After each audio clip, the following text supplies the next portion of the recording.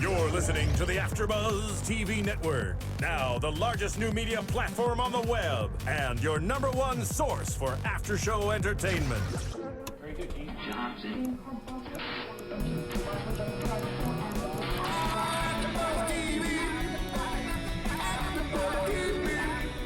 From the AFTERBUZZ Studios in Los Angeles, California, presented by Maria Menounos and streaming live thanks to Akamai Technologies, this is AFTERBUZZ TV's After Show. What is up, AfterBuzzers? Welcome to Season 7, Episode 2 of Face Off's AfterBuzz Wrap-Up Show. I am Alana Jordan, and today I'm joined with my lovely co-host. What's up? I'm Danica Kennedy. And today we are super excited. We have a very, very special guest, a couple of very special guests today. The guest host for tonight's episode, Mr. Doug Drextler. Thank you for coming in. Hello everybody. It's so good to see you all tonight. And he is joined also with Mr. Doug Graves as Hello, well. how are you? Deg and I work together on Defiance. We do visual Yes. effects for Defiance. Deg is like a top CG modeler that we discovered in the wilds of the internet, He did. actually. He brought me from the jungle. Yes, we did. That's so nice. And you kind of got your start from Star Trek, your kind of fandom, which I think is phenomenal. Yeah, that's actually true. I mean, honestly, when I was a kid and I watched the original Star Trek, and we're talking 1966, that's how old I am. I watched the whole first season in black and white. We didn't even have a color television. But a book came out called The Making of Star Trek that was written by a guy named Stephen E. Whitfield. And I was 14 years old. I guess I shouldn't be banging this on the tabletop, huh? Take it away from me, Little Dave. percussions Oh, added to take the it show back. tonight. But that book was an epiphany for me because, I mean, here I'm 14 years old and I'm reading call sheets, I'm reading production notes, memos. Sparked that dream. Yeah, it really did. So I have to say that because of Star Trek, I probably have been preparing to work in television since I was 14.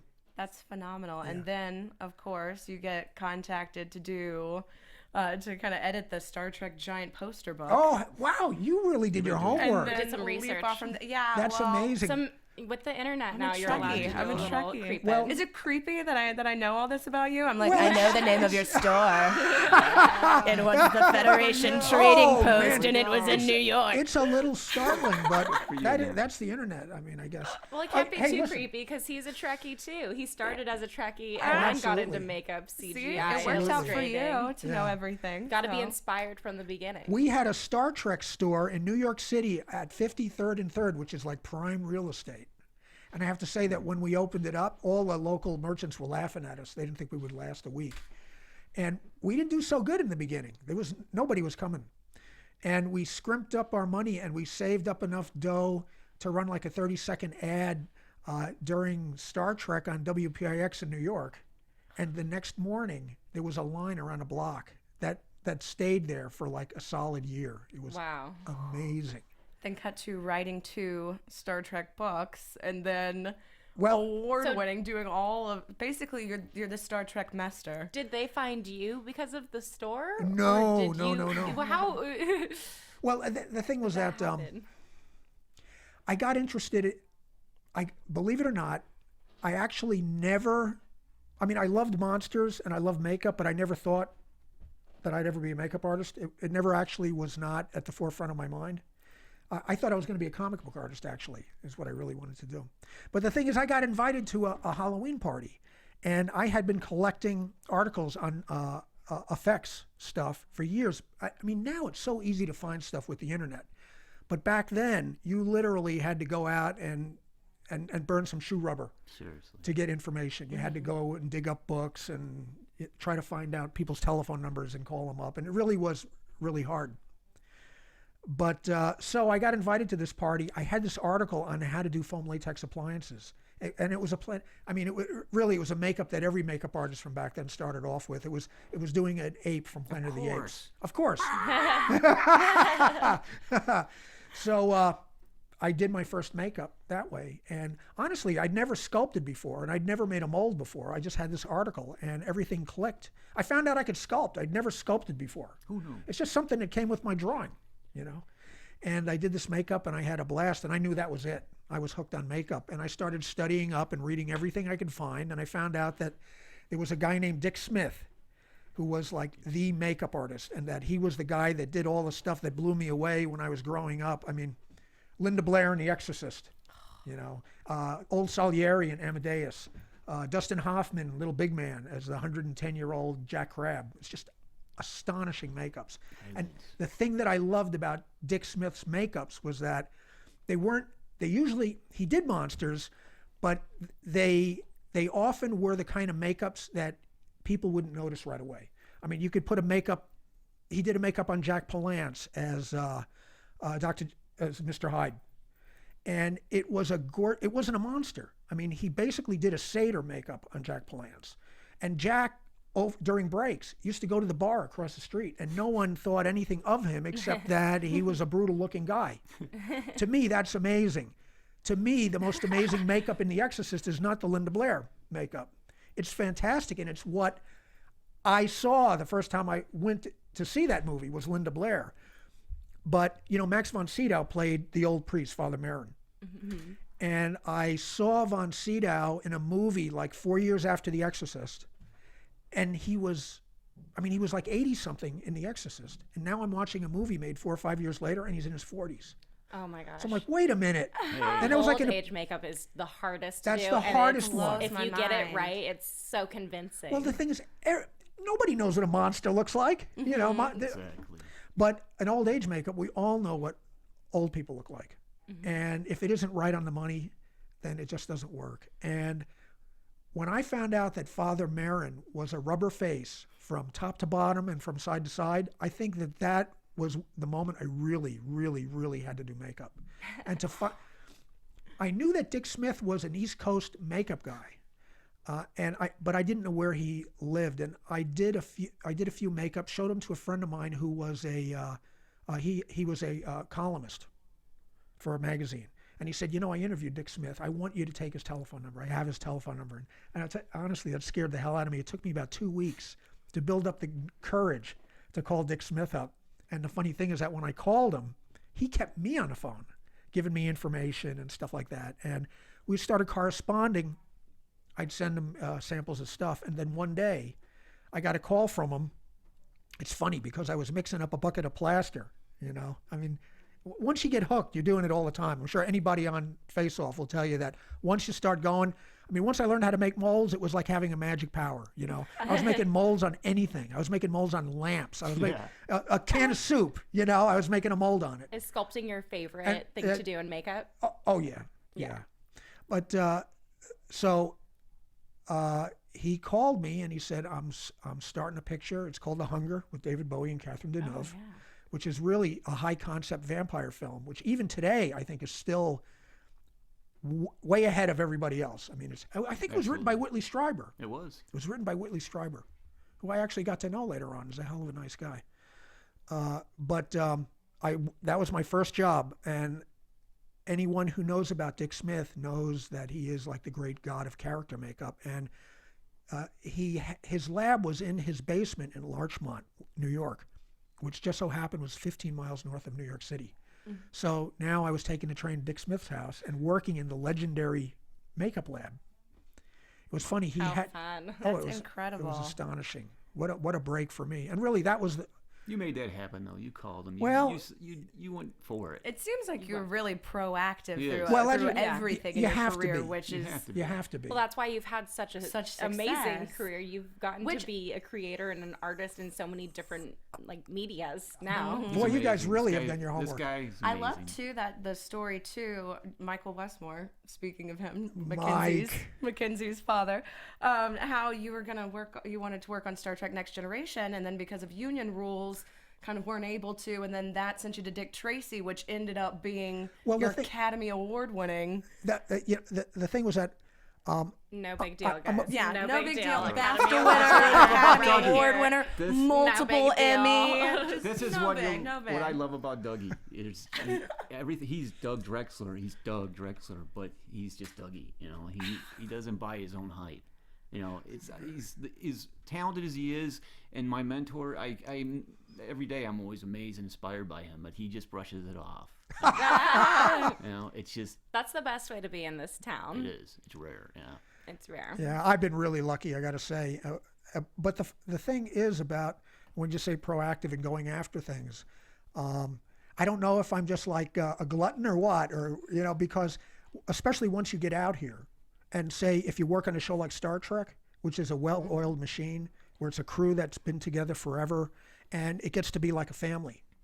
And probably I've never had such a strong family environment on a show ever like we did on Star Trek, especially Next Generation, where everybody is looking out for you. I mean, I found I like working on television better than movies, because I found that movies are very nomadic, and you go from one show to the next show to the next show. No one knows you from one job to the next, and they're not really looking out. They're just looking out to cover their own ass, and you could be thrown under the bus by somebody. Mm-hmm. But on a show like Star Trek, and Battlestar Galactica as well, was really a wonderful, tight-knit crew. Battlestar Galactica, amazing. You're a sci-fi fan. Huge. Just everything. You're We've been our geeking brethren. out. Did you just see all Blood and day. Chrome? Yeah, and you did not only Blood and Chrome, but also what was the other Battlestar Galactica movie? Not Caprica. Razor.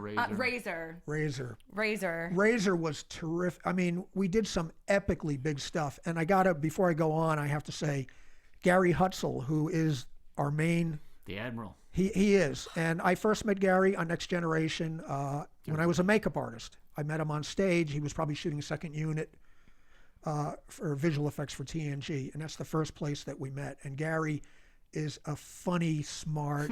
I mean, he's a brilliant, and really working with him is just a blessing. It really is. I mean, you can go and work places where there's such tremendous egos on display, where they don't want you to have an idea because you threaten them. Gary's not like that at all, and Battlestar overall was not like that at all. The thing about Battlestar, and if you look at the pedigree of the show, a lot of people went from Star Trek to Battlestar at the it kind of was like a lifeboat in a way. And Ron Moore was the producer. He rebooted it. He was on Star Trek for years, and when we all got together on Galactica, he basically wanted to allow a freedom that in some ways we didn't have on Star Trek, as wonderful as it was. Star Trek was very, very controlled. Every word, you couldn't change a word on script without someone from the front office coming down. I don't want to say it was bad, but there was some micromanaging going on, you know. Where on the other hand, on Galactica, Ron, who had come from that environment, didn't want that to happen on BSG. He wanted it to be very open. And it seems like a much more fluid show when you watch really it. It was. Like the characters and the actors really click with each other. Yes, I love Star Trek and I love all those shows, but it's by the page. Do you know what I mean? And they can't improvise or put in any sort of creative juices you couldn't, to switch it up. You really. couldn't. I mean, Rick Berman would come down the stage if they wouldn't change a single word. But on the visual effects side, though, was that very meticulous then, where you had to have everything exactly perfect because the script was so immaculate? On Star Trek, yes. I remember the interview about when you were talking about Deep Space Nine. We were talking a little bit about this before, how you would have the oh, by the ways that would also be dropped in, which I love that term. Herman Zimmerman's OBTWs. He'd say, oh, Dougie. Oh, by the way, and he would drop off an and it was something that would happen at the last minute. Of course. A chill would go down your spine when you hear it, but you know, you loved Herman so much. But I love that too, you know, being able to connect that too to face off in the contestants right now, having that last minute element. We saw that last week where they had a little accessory that was thrown in. It says, oh, by the way, incorporate this. That might change your design, but make it something better. Yeah, real production is like that, where you have things thrown at you from out of nowhere. And for instance, you have to be able to roll with the punches. On Galactica, especially, because it was more fluid, things can happen really fast. Things that, for instance, and there was one thing I wanted to mention about being really stuck on what's on the page, and I can't remember the name of the director now. Dang it. But he said, if it was all on the page, there'd be no reason to make the movie. You know? Oh, I love that. So the best thing is to discover things as you're going along and come up with stuff that no one thought of when they were writing it. And that's the way what Galactica was. When they started editing episodes of Galactica together, they'd get like halfway through it and say, hey, look what happens when I put Act 3 where Act 2 is. And they would do that. And when you do that, it really can throw a monkey wrench into the intent of visual effect. I love all the sound effects. Go ahead, Doug Dave. is Let it just out. like the sound effects master for us. I love it. Every time. You gotta tighten those splices, Dougie. But the thing is, when you switch things around like that, it's wonderful for the show. And serendipitous, crazy things happen that are inspired that you never would have thought of just sitting down trying to write it out. I love when that happens on Face Off too, where they'll have an initial plan and then something happens, the makeup cracks or something goes wrong, or the judges said something bad about it. In this show, transition the character. When Mike into something Westmore else. came up and said, I don't see the character, where is it? And he suggested something like that. I mean, he was 100% right. Oh yeah. You know, They needed that critique. unfortunately, that's what separates, Champions from. yeah, I mean, it's how you deal with it. Unfortunately, Mike was right, but because they didn't work it into the makeup somehow, there was a disconnect, and it seemed like an afterthought. I remember that night, Glenn and I were talking about the makeup, and I had said, geez, I mean, if I had done that, first of all, he doesn't look like a bomb went off in his face. And to me, that's what They should have just not said that comment, and it would have been so much better, because his ear wasn't I agree. Should've as been red, wonky or crazy I as feel it like would they have were been. just kind of grasping, I think, at that point. Well, there was some too. desperation. I mean, you Yeah. could smell it. Can you imagine? I mean, seriously, being up on that stage like that, though. Yeah. Oh, gosh. Right now we're And talking having to- about. I feel for them, and I feel the intensity of it. And it was really, in so many ways, it's really hard to go out and be on a show like that, because here are people who are, I mean, they feel like their lives are hanging on this show. And, and here we come, but that's the job I of gotta the show. say, you probably like that better on that show than in production, though. How do you mean? Well, what if you're actually on a job and you deliver that? Oh, yeah, And they're well, like, hey, you know what? There's the door. and there's your. Face Off has such those intense challenges, though. They had such a short amount of time this time as well to create everything, but that is it's horrific. reflective. But by real the way, life in the industry, that's how yeah, it is. By the so way, by I'm the the way, same last minute. That's right, yeah. Yeah. That Well, we're clock. talking about the Everything you makeup. just did, gone. Let's do Yeah. this now. Yeah, all that hard work. We're talking about how Michael was the comment was for Sasha and for Barry. For their makeup, they're kind of rat themed, is what we were kind of alluding to before, because this week's episode was all American Gangster. Well, I mean, they took a term that you hear in old gangster movies a lot. Oh, you dirty rat. And they said, well, that makes a gangster. But the character was Tick-Tock Tannenbaum, right? I mean, where does that figure in? You don't see it in the makeup at all. I mean, I might have had the face of a clock burned backwards into his face, like a bomb went off and, all the numerals are there. I think Sasha made a good point at the beginning when they gave the initial challenge, said, make an over-the-top version of these different characters that are based off of the name. And she said, I would like the idea to have a mustache that's the hands of the clock, make it a clock. That could work. Make it tick-tock. Yeah. And then I almost wondered, too, when they went with the rat, I was like, oh, is that the tick-tock, the mouse ran up the clock? But then they never even said anything about that. I hadn't even thought I of that. was like, maybe it's like Yeah. a weird, kind of nursery rhyme, but then there's not the clock, but then that wasn't even part of it, so. Sasha was not confident about that at all, and you could No. tell she was like, I From the really like beginning. my clock, and Yeah. all the judges loved They her all love the clock. clock. First thing I said was, well, the clock is really cool. I dig the clock. And that is why Barry went home and Sasha And that's stayed. why Barry Oh, went poor home. guy. And I really feel like feel Barry sorry would for him. not have gone home if he had listened to Sasha at the beginning when she said her initial concept, because the problem they had was with the concept. And they say, who did what on this? And they said, well, Barry is the concept. The only thing you guys really liked seemed to be was the clock that Sasha made. So. It's so important. Teamwork is so important. And let's say, for instance, Sig and George. Oh, that was my favorite. Those guys, 100%. they work together. Phenomenal. There's a back and forth. I got the impression with the other team that was like, well, I'm the driving force on this, and you're assisting me. Like, well, fine, we'll go with your idea because Yeah. you don't like mine. That's so a problem. I'll just kind of.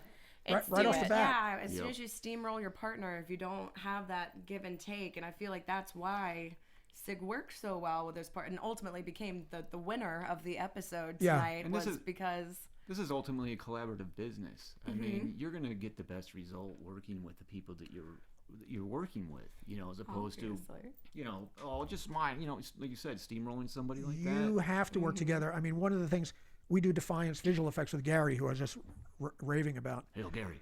Hail Gary.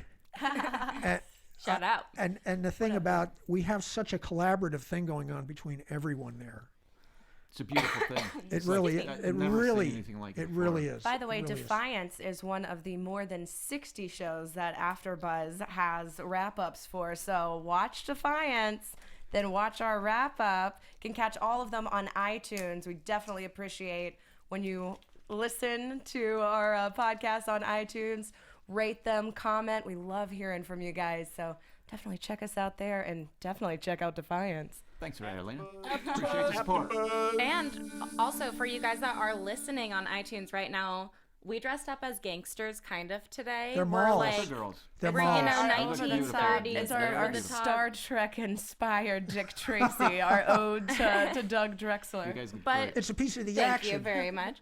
But much like the makeup on this episode, we didn't stay exactly to the assignment, which is one of your comments when we were watching. We went a little too alien over the top with the gangster. You can keep the gangster Yeah. a little bit more subtle without making it an alien being, which is why Rachel and Vince's, I really liked theirs with the kind of tattoos of the different castmates all over the body, because it's so much more human. Well, the thing that they didn't include on the show, and my main comment was that while there was a lot of stuff I liked, it really wasn't Dick Tracy. I mean, I don't think there was a makeup there that Warren Beatty would have accepted. They were all too far out. The beauty of Dick Tracy is that they're really Dick Smith kind of makeups. That's what we like to do. And I also should mention that John Caglione and I were partners on Dick Tracy, and we ran that show. And we had a wonderful working relationship. Because I don't do makeup anymore. John still is a great makeup artist. But the thing about Dick Tracy, and I think I even said this on New York Street, but it's not in the episode, and that is, you don't want to lose the actor. Yeah, you did say that. If you've lost the actor, then You said it straight out. Yeah, it's a failure. I love when you were giving that comment where you say, don't be so literal that it's boring, but don't be so over the top that you can't connect with that character and you can't relate. And I feel like that was the problem, especially with the shark. It seems so heavy. You don't have any facial mobility. They couldn't you move lose their the face actor. at all. You lose the character. Yes. They become a prop. You couldn't exactly. And the second that the character feels like a prop, the actor feels It's like over. a prop, It's over. that character's done. Yeah, absolutely right. Because all the energy, as an actor, your energy's just gone. And you say, well, I'm not even... You remind me of Rawhead Well, Rex. I mean, they've missed, and the most important thing they missed is that the actors have to be able to act in their makeup. And Drew and Gwen, I think, were just trying to show off their technique more so than the functionality of what they were trying to create. That's just it. I think that when you're starting out like that, you want to make a big impression. You want to do something splashy, so everyone goes big. It's too over the top, though, for the assignment. Gangsters Too over aren't the top. supposed to be like that. It's really hard to pull yourself back from that. Like, I think Doc Less and is Stella more. with the needles, when they had... I couldn't really figure out when they broke into group 1 and group 2 and they were saying the top and bottom looks. I thought that the needles was going to be a bottom look because of how didn't literal like that the one as spikes much. were. Well, the thing is, it's like I said to them then, I think it's a cool character. It just doesn't fit into the world. I mean, when you look at him, he's kind of striking, except for that bad edge around the top. It just was reminded kind of me of a Haiti painting from the Hercules. How they had, the devil and Hercules mixed with Dragon Ball Z. Like, I felt like it was just like kind an of all over the place. It was anime too hedgehog. Anime, yeah. Yeah, yes. It made me want to go play Sonic a little bit. Ah, It just went a little too needly for me. I was just staring at the needles in the hair. I wasn't like looking at the face or the makeup on the face at all. I didn't even notice if they did anything to the hands. I like really. Doc and Stella. I feel like they could have done something cooler, especially when they did, when Doc does the life cast of his own hands for it. I was just like, go with that. Do something cool. They were talking about the Wolverine type claws coming out. And I don't think any of that really happened. It wasn't translated. No, I the wouldn't thing say is, gangsters. I mean, not a lot of. There wasn't a lot of. There was gangsters. no it seemed gangsters. cartoonish. Tuna had an aspect to it, but a lot of the guys are just.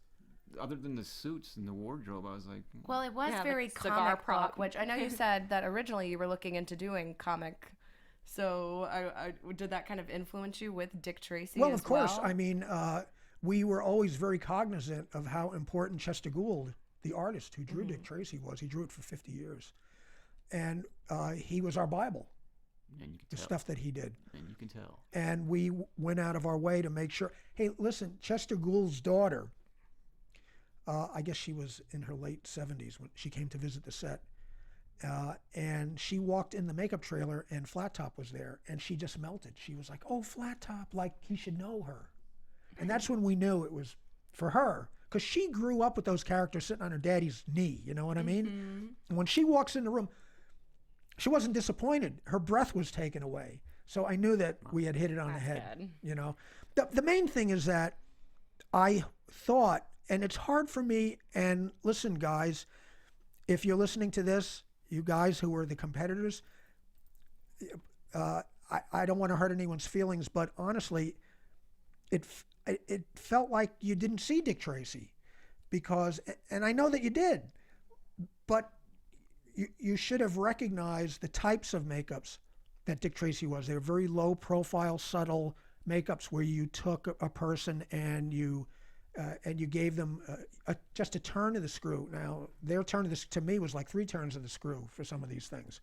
And while I really liked some of them, they were just way, I mean, it was like on steroids. Big, too theatrical. That's why I really liked Rachel and Vince, the typewriter, because it read so well up close. And I feel like it, if we were looking at the medium of Dick Tracy's, the film, the film, television, reading on screen, you want something that reads really well. When you have a close-up of that character, you don't want to see janky seams and have it only look good theatrically from far, far away from back of the house. Well, I mean, I think their concept was really great. It's like Glenn said, it needed paint and refining of the sculpture, and it could be stellar. A lot of those makeups, same with the spiky one and the peanut one where it was separate. A lot of those, it's like, oh, they're such great ideas, but a lot of these makeups would be used for film or television where you're using the HD cameras. Those wouldn't work at all for film. I mean, the way they blended it, it looked too Mr. Peanut. It looked too Planters. Well, it's exactly what I said to them is Separated. that if it's too on the nose, then you really probably need to go back and take another look at it. It looks like a trademark character I for loved something that else. The trouble is that they ended up with a lot of technical issues in their makeup.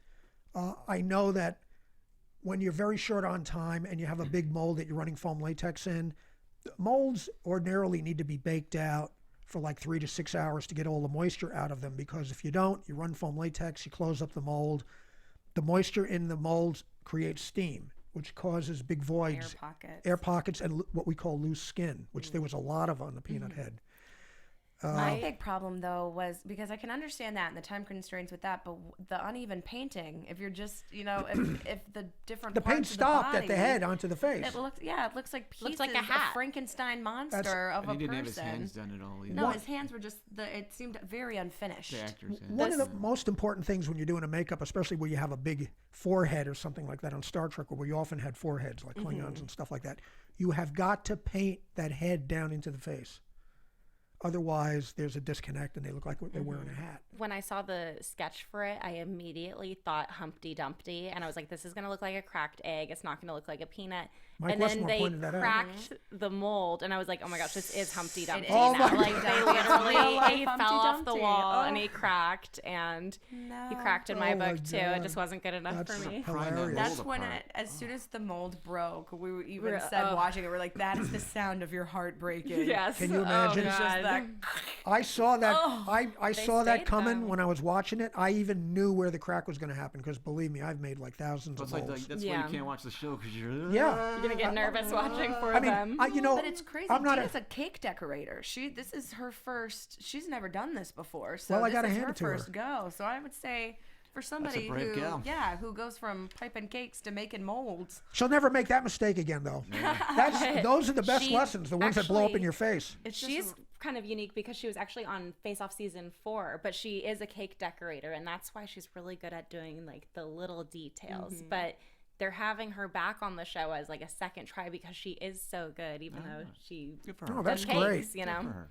I love hearing that. Do they do that? Have they done that before? Yeah, they They have a lot couple of. people back Repeat this guys? season that have tried in other seasons and then cool. have They'll then invite them returned. back if they think they have a lot of potential. You know, hey, you need to work on airbrushing or sculpting or something specific. They'll take a few years to train and work in the industry and come back. Oh, that's great. Which is There's also cool. a lot of the contestants that are friends with past contestants or their mentors are past contestants who have led them Oh, into yeah. to doing this. So It's such a world within a world. I'm I friends love- with Sasha on the show, and she knows all these makeup artists from previous seasons, and they all know each other.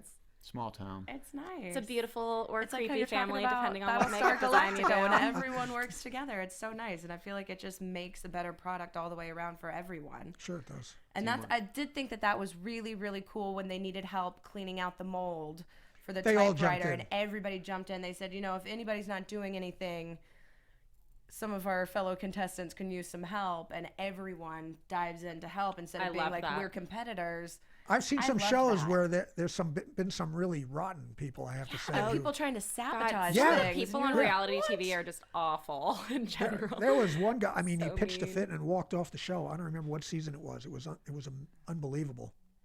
The cast for this season I really like so far.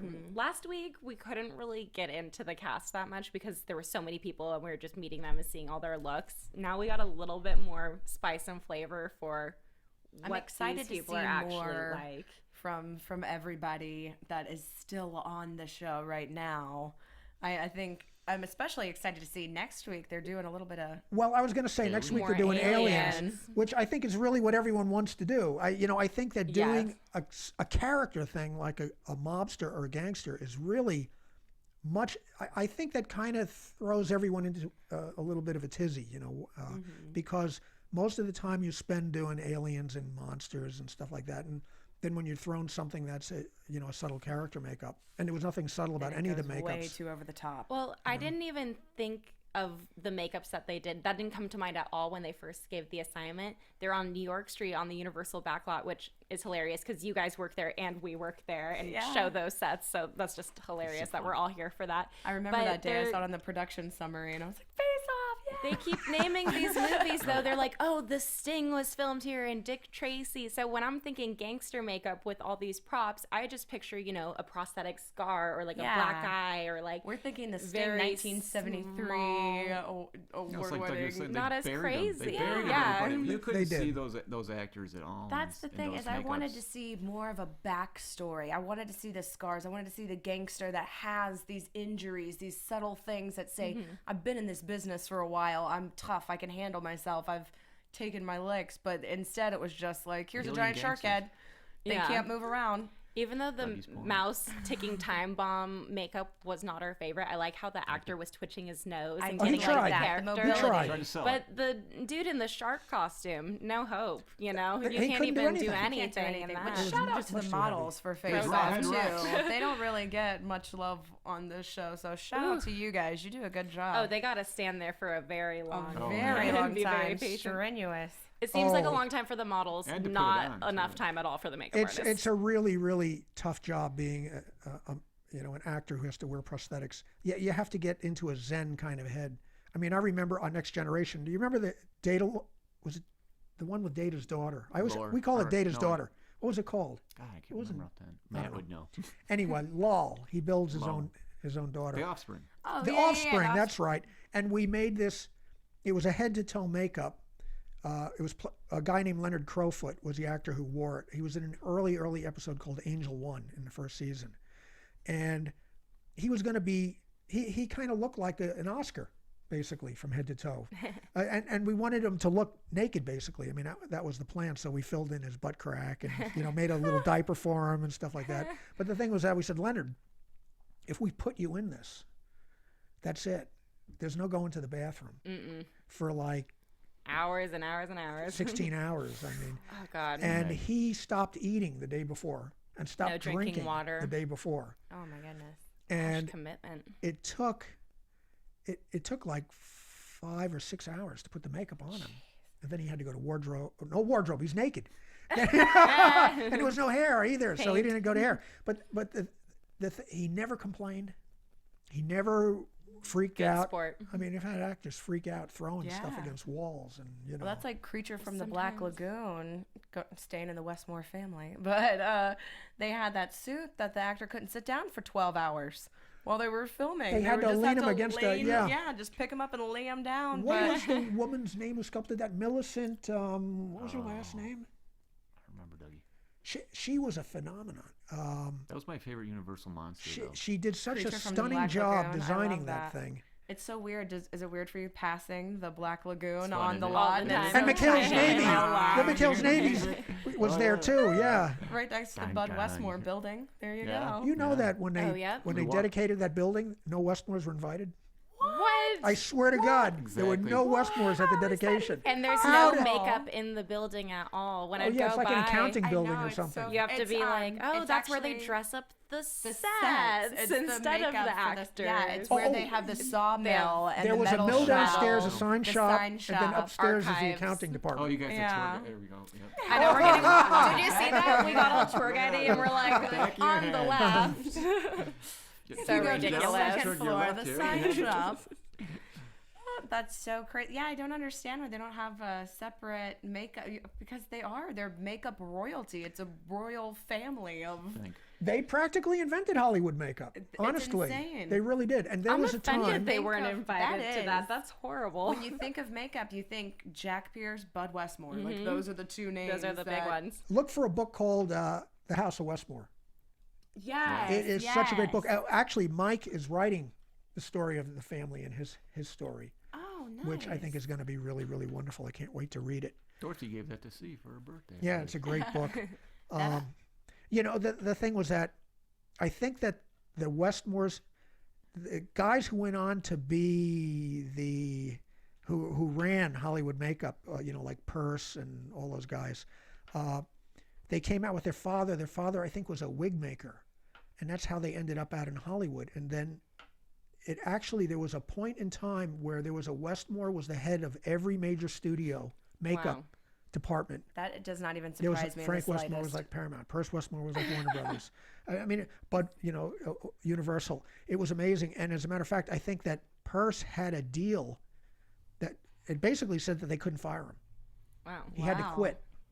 And you were able nice to have gig that if you kind can of get it. power Yeah, then. you could do whatever you want at work in that Well, the case. thing was that in those days, you know, like someone like Betty Davis, who's a big, huge star, says, I want Peirce Westmore. Otherwise, forget it. I'm not making any pictures. So now you got a makeup artist who's almost as powerful as that actor. Oh yeah, as an actor, That's phenomenal. the makeup artist is your best friend. They Yeah. can make you look really good or Yeah. really bad. Yeah. You got to That's keep one of them the close. first rules you learn is never piss off Don't your piss Never your makeup makeup artist. artist. I've told that to Or actors the before. hairdresser. Never piss off your Well, then- makeup artist. John, your ex-partner went on to be Al Pacino's. He does almost all of Al Pacino's. I mean, we met Al on Dick Tracy. And, you know, it's funny because, I mean, we're all big fans of The Godfather. And Dick Smith did all the makeups on The Godfather, including the aging on Marlon Brando, which is, you know, phenomenal makeup. I mean, Old Brando, age makeup. it really is. But again. the thing is that Brando didn't want appliances. He wouldn't wear any appliances. So Dick didn't know made that. something that would plump out his jowls from the inside, Oh wow. which they call a dental plumper. It hooks onto his back teeth and had built up dental plastic here. And then they used a stretch stipple to wrinkle his face up.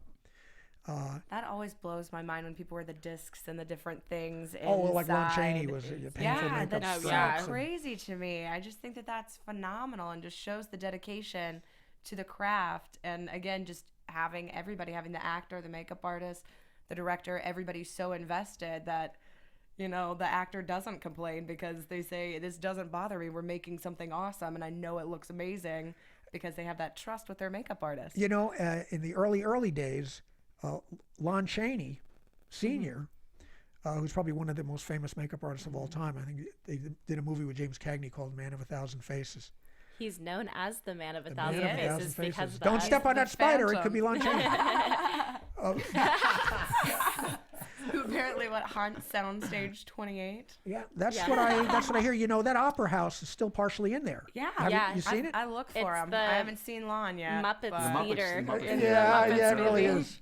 In color. But the thing was that Lon was an actor, and he would go to, you know, they would put out a call for, you know, Asian types or Indians, and people would show up and they would pick someone out to play the part. But Lon realized that if he could make himself up to look Asian, he would Get the job. He could get the job. So he would. The studio casting person would say, "Oh, we're looking for Asians today," and you know, You just do his makeup however he would the run casting off was and do Make makeup and himself come look back. however he wanted Yeah, to fit any role. Yeah, and that's how he got started. And That's so amazing. there was a day when every actor had a makeup kit. Not so much anymore, except on I Broadway. think it should be like that, It though. really should. Every actor should know how to do makeup to a certain Yeah. extent. I think, yeah. Really switches I think up you the should at least character a lot. understand it, too, so that you have, you know, that working relationship with your yeah. makeup artist, so you can understand what's going on and the application and how your face can move with it, how you can really highlight Absolutely. those pieces to make them look the best. Lon Chaney was known for having some of the scariest makeup back then, like the most Still scary. You know, and they it looks phenomenal even today. Yeah. They would hide him from people on the lot because he would scare the dainty women back in the day. Well, they were just you know, so back then- terrified, you know, Back then, people. to hide him. I think in 1938, I guess, Jack Pierce's Frankenstein. Yeah, they put a burlap They put sack a sack over Boris his Karloff's head. People were passing out in the movie theater. That is insane. You know what I think is hilarious? Marilyn Harris, who played Maria, the little girl who gets thrown into the river. The director was terrified that she wasn't. Yeah, she had only worked with Boris Karloff out of makeup until the day they shot. So the director saw him and said, "This little girl is not going to do the scene. We're not going to be able to do this." So he's standing there ready to catch her. And then she just skips up and grabs Boris Karloff's hand and goes, "Mr. Karloff, can I ride in the car with you?" And meanwhile, all these grown men are like, Hey, "Oh, God." I'll tell you a funny story. John had a 4.5-year-old daughter, and it was Christmas, and he wanted to make himself up as Santa Claus, and have a party where all the neighborhood kids would come, and then John would show up as Santa, and we rented a Santa suit. We got contact lenses to make his eyes blue and stuff like that. And so we went to a house down the street, put the makeup on him, and then drove him over. And he waited outside for a while we were inside. Everyone's waiting for Santa to show up. And when John finally shows up as Santa and knocks on the door, I mean, the little kids went absolutely crazy. They were trying to pry that door open. I mean, it was hilarious. But and there was this really touching scene where John's sitting there and he's got his daughter on his knee and he's talking to her about what she wants for Christmas. And actually he did that to everyone, even the adults. But the funny thing was that after he left and we got him out of the makeup, we came back and Lauren is all excited about Santa and she's saying, "Oh, and Daddy, he was like, he was as tall as the ceiling, blah, blah, blah, blah," you know, and he was, she pumped up his whole image. You know, her imagination went to work, but she leaned over to him and she said, "But you know what, Daddy? Santa wears prosthetics." That's amazing. Daughter of a makeup artist right there. I love it. Yeah. I love it. Talking about all that old makeup, you know, back in the day, how it used to terrify the audience members. I mean, you went from makeup to doing special effects, and special effects have gone crazy nowadays. Like, I just see crazy things in front of my eyes all the time, and it's like nothing now, you know, compared to when people would see Frankenstein on Oh, people are jaded. the screen. Like, I'm not there's so much shock value, I guess is what I'm saying, that it's hard to like take things in sometimes because I'm so used to seeing like the crazy effects all the time. Oh yeah. How was that for you, switching from makeup to special effects and CGI? Was it kind of like a smooth transition? I just feel like CGI has really gotten intense in the last couple years, especially. Oh yeah. Well, I mean, it was kind of a slow journey towards special effects. I mean, I went from makeup to the art department, where I did scenic and I was an illustrator. And because, and as I was saying, Star Trek was so close knit that I knew Gary from when I was doing makeup on stage, and so he came up to the art department quite a bit. I got to know him better then. I got to know him even better because back then when we were doing physical models, if Gary ran out of budget, he knew he could come to the art department and we had a room full of junk and we could glue together a Klingon space station or something like that. So it was little by little, I was learning the visual effects end of it by working with Gary. And then CG started happening, and they were doing some CG on Deep Space Nine and then Voyager as well. And I saw the writing on the wall at that point. And Michael Kuda, who was a scenic art supervisor, had a copy of Lightwave that I guess New Tech gave him, and he never really opened the box. I used to go in and chat with him and look at the box because there's so much cool stuff. And I said, "Hey, Mike, what's in the box? What's in the box? What's in the box?" And I said, "Mike, are you ever going to open the box? You know?" And he says, "No, I don't think I'll ever get to that." And I said, "Would you mind if I?" So I took it home and I dove right into it and loved it, and I started building CG stuff in the art department. And Gary came in one day and saw me doing that. That's how I got started in the visual effects end of it. Gary said, "Oh, so you're doing, you know," and he says, "How would you like to build a ship for me?" That's how that started. This guy's amazing. He can pick up anything, any media, and start do it. Just so creative. Like that. It's amazing. That's it really is. I mean, I work with him every day. I see him on the days. My friend. We hang out. But I'm always inspired by Dougie and his ability. I love that. Is always an inspiration. He's insanely But you see, talented. You're very and creative. driven too, though. Like you I are think I am. creative, and you know what you want to do, and you've gotten to do all these different things. And The thing is, I don't know how anybody honestly can work out here and do one thing for their whole career. that's amen. There I am is in so this much cool industry stuff. because it's gig to gig. You Yes. can't get bored. I don't know how people can sit in the same I- boring I- office I know. years after years. I just No, but I couldn't. can't No even see offense doing if makeup for anyone's doing 40 that right years. now. You know, why do I want to do makeup for 40 years? There's so many other amazing things. I had to get into that art department. I spent so much time living on board the Enterprise when I was doing makeup and loving those sets. And I Do you was ever a miss sketcher. makeup now? Yes. Sometimes. Yes, I don't see myself ever doing it again, although I do get a chance to do makeup-like stuff in the computer. Like, for instance, on Defiance, we've got Hellbugs. Oh, And nice. I made all the Hellbugs, you know. If we have corpses or things like that, I'll make them in the computer. You know, my makeup background really helps. I feel like Yeah, that's the you can future tell. anyways with Photoshop. love It's like, forget makeup, just digitally. Well, I mean, Make a yourself lot of fabulous. stuff that makeup artists used to do has fallen by the wayside. I'm sorry to Yeah. say that, but that's... But I love that it progresses and that it changes and that, you know, it doesn't become stagnant. You can't become complacent as a makeup artist. You always have to can't be learning expect it something to new. stand You always still. have to do something. I run into people all the time who are angry at CG. I mean, literally Yeah. angry. Yeah. And I have people get angry at me about it like it's my fault, you know. I remember it was on Syfy. It was a show with giant flying piranha that, you know, almost like Sharknado. Giant flying piranha are like leaping out of the water and picking people off at the Piranha docks 3D. and stuff Piranha like that. 3D. Is I that was it? gonna say, yeah, it was Piranha 3D. And someone said, Spring break, piranhas invade. they said to me, CG, thanks a lot to me on Facebook. And I said, well, how do you figure that? You're Thanks like, to me, like it's my "Excuse me." fault? You go shush You know? that. And you're like, actually, that was Movies most look of the movie good now. in general, Oh. too. Well, they said, know how to good before embrace they it. said, they said, how else do you make a giant piranha fly? And I said, with a typewriter? Right? The writer wrote it. They would have made him fly if they Doesn't were. know how to mind the fun out of it. Come on. The thing that usually bothers me with CG is usually the actors because they're not acting as well because they're responding to nothing, like a tennis ball on a Well, stick or you saw something. They're Blood and not Chrome. in a You saw real Blood and set. Chrome. Now that's, yeah, because I'll say there are actors who can respond to virtually It's nothing. not usually the Battlestar CG, Galactica, though. especially. It's the actors that are not. If you have not seen That's Battlestar true.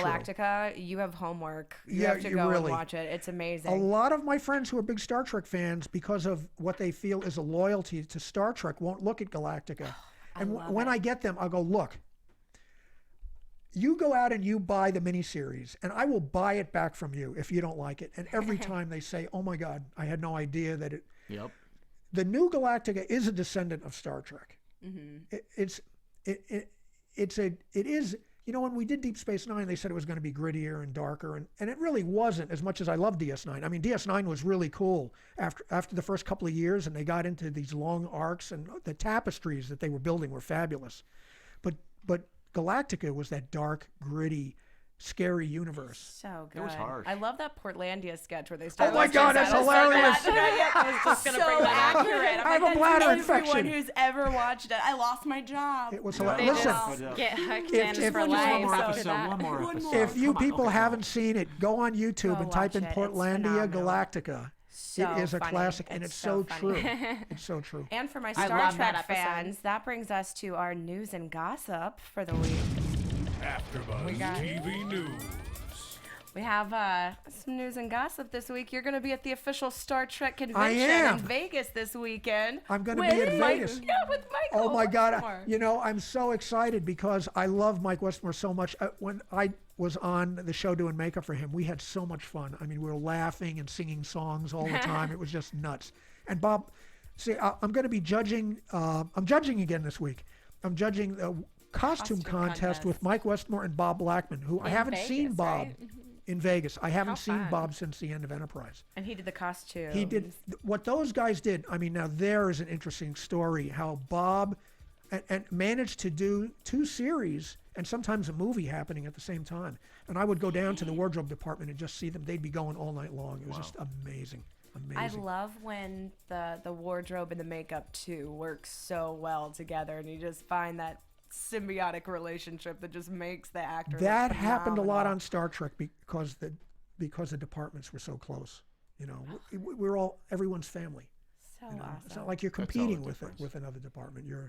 It's very organic and And And Mike speaking of Westmore, who got a start on Universal's lot. yes. all this universal makeup tying together.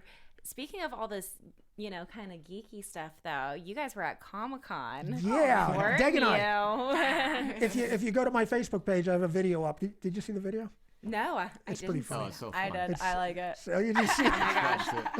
We're Facebook friends, so Yes, we are. Oh, I gotta stalk all your Yeah, con I- stuff. Gotta go check that I've been out. having so much fun. I picked up a camera a lot like the ones that you guys are using here, the Canon video cameras. And the beauty of them is that you just plug them into your computer and you drag your So MP3. easy. You know, Love you just it. drag the files over. You don't have to transfer it from a tape or anything like that. Plus, I've got a GoPro on a stick, those are on great. an I love the expandable GoPro stick. sticks. You know, So cool. it's like the it's it's like so fun. it's the drone. It's like having a drone following you around. Yep. I mean, so I've been going to all these things and taping and putting the things together and sticking them on the internet and just having a blast doing it. And we're going to do that again. Did you dress up for Comic-Con? No, You didn't get I- that crazy. I didn't. I didn't. Yeah. Are you surprised that we Surprised. did? Can you? You guys go? Where'd you Yeah, guys I go? want a Big wig surprise. too. Where'd you guys Surprise, Where's my blue surprise. wig? Gem in the hologram. I She was was Gem. She was truly outrageous. I was Truly Black outrageous. Canary. Ah, So we went pretty Obviously easy. not with this. Right on.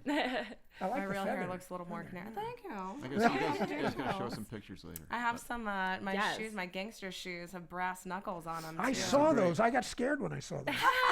You should be. A little bit. A little bit. No, it's okay. It's okay. I love your It's okay. commentary. It's the I best. know. I love the sound effects. Spicing up our show left and right.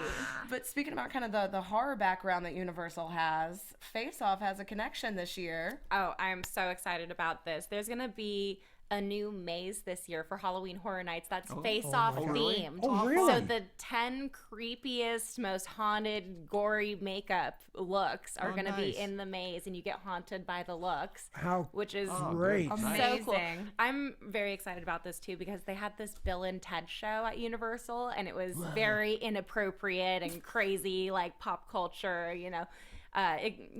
one guy got offended and it ruined it all, and Really? they took away the show, and so they were like, okay, we're gonna replace it with another maze, and I was just like, oh, not as good. And then when I found out it was Face Off, I was like, amazing. yes, that is so Nice. cool. Great A idea on makeup their up part. maze. Too. That's yeah, good getting thinking. to be able to see the makeup up close in real life. So Especially since it's a Halloween Horror movie Nights. I love that. studio, Yeah. embracing the makeup theme, it just makes sense. That's why I Monsters started and makeup. working The there. greatest all about monsters. Because of Halloween Universal. Horror Nights. The I love greatest the horror monsters of all history. time are Universal monsters. Yes. What about Blaisdell? He did a lot of good stuff. Paul too. Blaisdell. They Invasion of the invented horror. Saucermen. Invasion of the Sauce. The She Creature. The Universal had all the It. big Frankenstein, the Wolfman, Mummy, Dracula, Hunchback of Notre Dame, Classics. All the of the Invisible classics. Man. It's All amazing. the real monsters. They haven't real really done traditional anything with it monsters. that they really could. Although I do love the Mummy movies that they did. Those were a lot of want fun. more. They They just, got I know Wolfman They need to one. do just some more released. monster They did stuff. a Blu-ray update. They did a re-digitalization of the classic horror they movies remastered and them? Oh, that's right, yeah, fully yeah. remastered and saw them on the Blu-ray, and they look I phenomenal. saw It's almost Frankenstein. like It's- it's almost like a new They've movie. We were tried to with the monsters, and that didn't take Frankenstein off. is Do such a little tries. masterpiece. You And watch Michael it- Westmore it- originally did the monsters makeup. Exactly. So there you go. Michael, that was his first job. He did Butch Patrick's makeup every week. We worked right next to And stage Land of 12. the Lost, which is- I also love. Ah, It's just yeah. all my favorite things. It's just Holly Willen. Oh, in the yeah. land of the lost. Go, So oh, good. yeah. Oh, and you see the reboot. Oh, Oh. yeah. We work right next to stage 12, which is where Frankenstein and those movies were filmed. Yeah. Right there, I always look at that. I'm like, oh, look, there's stage 12. Oh. These Now the classic. voice, you get to see, I All love the big stars on there. the back lot where the little Europe area where they also did Buffy the Vampire Slayer and all the just anything related to Well, that. Frankenstein Square is still there, you know. Ah. I love working in the lot. You The know, I lot's used to great. hate scary stuff and monsters and working Oh, I there, love and it. actually having Sasha as my roommate for a while and being friends with her, I got really into makeup and horror makeup, and now I'm way less of a pussy, you can say, with the horror genre. I'm like, oh, it's makeup, it's fake blood, it's not real. Or when you open your fridge and there's a decapitated head in there, and you Yeah, gotta move to get some your fake soda eyeballs. eventually. Like, I'm yeah, a after a little while, used you're to not it. even noticing it. Like, Oh, yeah, my whatever, some God. ears, some blood, no Yeah, big where's deal. the mayonnaise? It's just behind the decapitated head. Oh, okay, thank you. Move that severed hand to the side. The fish sticks are Can behind I that. drink this? Is this safe? This is Kool-Aid or fake blood. Dangerous. Taste it, you'll know. Well, should we get into some I think we should get into some predictions. predictions? And now, your AfterBuzz TV. Get those predictions ready. The Crystal sci-fi ball. aspect. I like that. So who do you think is kind of the people to watch just based off of what we saw this week, the contestants that we have favorites. coming up? I know Sig won this week. Well, George and Sig definitely are, front runners. How about your friend with the bomb? Well, true, that, and she she is makes the a hell of a bomb. bomb. And she She is Is the the bomb. bomb. I thought the hedgehog She guy, made that costume bomb. Hedgehog the hedgehog guy oh. was misguided, but there was he was striking when you saw him, and also the guy who the Starlight Express looking one. It didn't fit into the world we were, and honestly, I don't know if I said this yet, but I have to be perfectly honest. I don't think any of them really fit into Dick Tracy. I don't think there was a single one that Warren would have accepted for the show, because it was way, way, way too far over Since the top. they Over the are top. super over the top with that one, and next week's theme is aliens. Oh, they'll excel. Yes. Yeah. Yeah. So I'm kind of interested to see who is going to shine next week with having a little bit more leniency in the design with very space element, very... I think there was a blown opportunity, though. Really, I mean, with as far as Doug said, that is going to be the popular makeup that people are going to gravitate towards. Whereas this was an opportunity to show your sort of less is more capabilities, Yes. which is The going to take you a subtleties. long ways in this business Yep. to be that adaptive. If you can just layer on latex and create these landish makeups all the time, great. But that's how many jobs you're going to get, or you're going to be cut out of that work, and that's going to Well, the thing, it's important to be able to understand what the direction of the show is, and no one got that even after seeing Dick Tracy. And that is a huge part of your job as a makeup artist. I love hearing you Or say is that it? too, since you're into sci-fi yourself. I kind of I'm a expected geek. you to be totally into, the alien kind of monster crazy stuff because of that. Also, I really like that you said that you like working in television, because a I lot of love people in this town are so snobby about, oh, I do film. I love working on TV more. You get that family. It's like a movie that never ends, and you keep working I worked on it. features for like 13 years, and it's tiring, you know. It's just like I said, it's so nomadic that you'll go from job to job to job, and you never know where that knife is coming from. You know, it's really true. If people don't know you, they will throw you under the bus to save themselves. Oh yeah. I'm not saying everybody's like that, but I saw a lot of that in movies. But on TV, you create a family environment. You get to know each other. And other departments will look out for you. You know, I'll get a call when I was on Deep Space Nine. Laura Ricards, who was a set dresser, would see some graphic or something and call me up and say, Dougie, I think you better come down and take a look at this. I think there's something wrong. That's amazing. You know, and I love that. And who doesn't want to work in that environment as opposed to a friend, family environment? You want to go here and see your friends and and create stuff, create art. I feel like everyone's in this business for that reason. They want to make fun things with fun people. Otherwise, what's the point? Why even do it? Why work so hard to be in this industry? You'll get a lot of people who become bitter. And I can see where you can become bitter if you work on nothing but features. I know there are people who, have a steel hide and nothing ever bothers them. And I'm pretty good at that myself. I could deal with almost anything. That's part of the job. But I think that if you don't have a tough skin, you could end up being real bitter working in features. But I mean, when I came to work on Next Generation, it was like being in a nightclub every night. I mean, everything was so funny. So much fun. Yeah, and those guys, in the beginning, Patrick was kind of stodgy, and they made him crazy. I mean, he's a funny guy. But the first year, I think he called a meeting. I think he talks about this on one of the DVDs. Oh yeah. That they called a meeting. He called a meeting, and he wanted to make it clear that this is not fun and games. And I think it was Marina, who's a real smart ass, says, "Oh no, you're wrong about that. That it is fun and games. You have to have fun with it. You have to have fun. Exactly. And so by about the third season, Patrick was just as. I mean, Michael Dorn is hysterical. Brent Spiner is crazy. Jonathan Frakes is a madman. I mean, it was, and the later it got, the sillier things got. I mean, you get close. The sillier, the better. The sillier, the better. It got really silly. It is all fun and games. We've had a ton of fun, too, having you on the show. Thank you so much. Oh, thanks for both of you guys and Thanks coming for in. asking. You guys are great. phenomenal. Where can Doug we and find Dag. more from you guys? Love it. We're a good duo. Monkey twins, activate.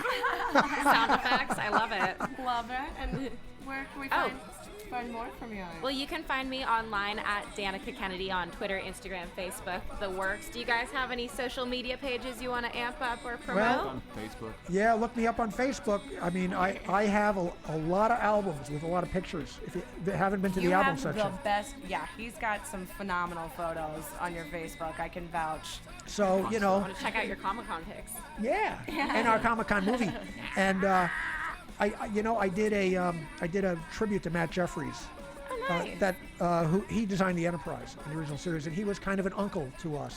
All the original series guys ended up being an uncle, and I'm premiering it at the Vegas Comic-Con. At the panel we're doing at 1:30 with Ron Moore, and Mike and Denise Okuda are going to be there. This weekend. You better That's this take some weekend. pictures and This post them on weekend. Facebook Oh, so I'm we gonna can live bring it a up. video Also for you. on my friend Vic Mignoy and Ah! Michelle Speck on Star Trek Yeah. Continues. Shout out to you guys, phenomenal. Star Trek Continues is, I do very few independent fan type, and it's more than a fan film, and I really enjoy. I'm blown away with what they've done, and so I do the shots of the Enterprise. Thanks. It's great. Check it out and check out Defiance, the show, and then also the wrap-up show. You can see more from me on Defiance. Twitter at Alana Jordan. Thank you so much. Thank you We'll so much see you for next coming week. on our show. Thanks for watching. From executive producers Maria Menounos, Kevin Undergaro, Phil Svitek, and the entire AfterBuzz TV staff, we would like to thank you for listening to the AfterBuzz TV network. To watch or listen to other after shows and post comments or questions, be sure to visit AfterBuzzTV.com. I'm Sir Richard Wentworth, and this has been a presentation of AfterBuzz TV. Buzz you later. The views expressed herein are those of the hosts only and do not necessarily reflect the views of AfterBuzz TV or its owners or principals.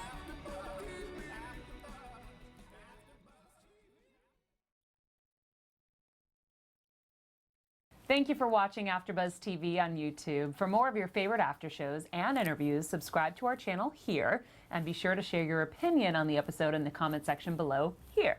We'd love to see what you guys are buzzing about. Thanks again. Buzz you later.